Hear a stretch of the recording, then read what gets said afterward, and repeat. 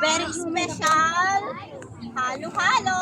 Umpisa natin sa gulaman.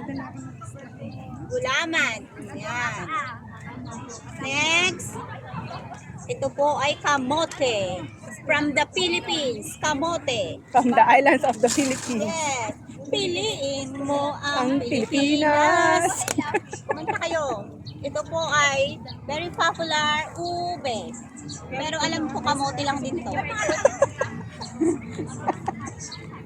Next, ito ay sago.